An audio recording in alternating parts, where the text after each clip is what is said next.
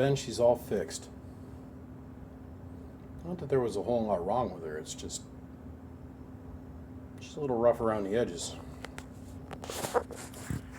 This is one of 4040's boxes. We all remember 4040, Dock in the Bay. It's one of the main reasons I started doing these little videos. He's one of the main guys that started doing video gates on YouTube way back in the day. Not saying just one of. Scott was a hell of a dude, admired by a lot of his peers. Yeah. But Ben, she's back up and running. What we've got here is 12290 driving 42879s. Now, we're asking every little bit we can get out of this 2290, Ben. We want to see this thing jump up and down a little bit more. Change this 2290 out to a 2879 and it'll kick the rest of the driver's section. Now, you don't really want to go and do that because this thing doesn't have a fan on the heatsink. It's got these two little blower motors that just circulates air around the components on the inside, and it keeps these two little caps, which are the two things that get the hottest in this box. That and these power wires and the caps are about the hottest things that get up in this thing, but they keep the air moving around the inside of the cabinet. They don't do really anything for cooling on the outside.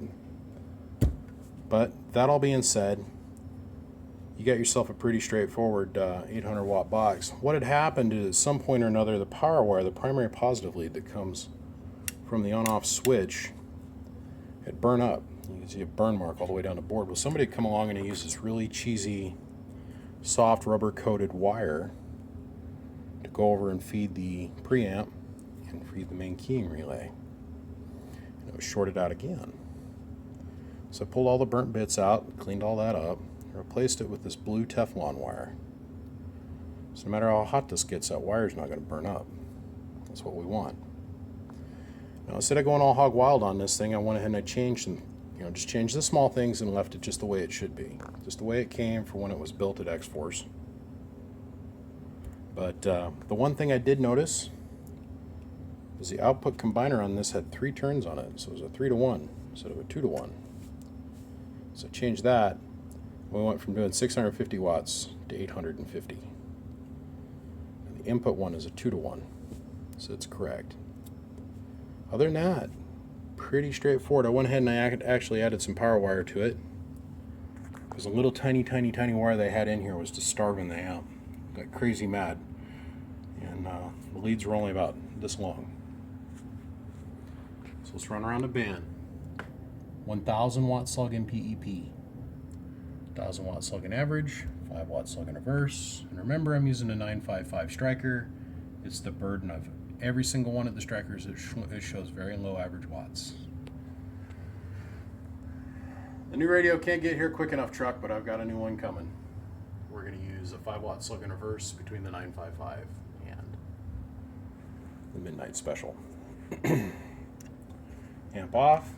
Let's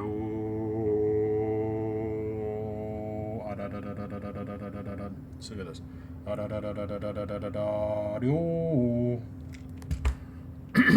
Yeah. We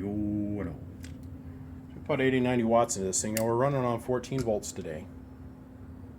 And that's where these little fans that kick on. They're going to drive you up the wall.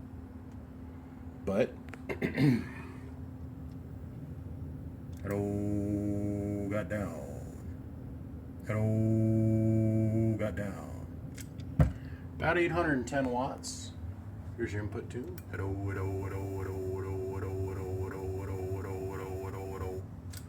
About a half a watt with the variable all the way open.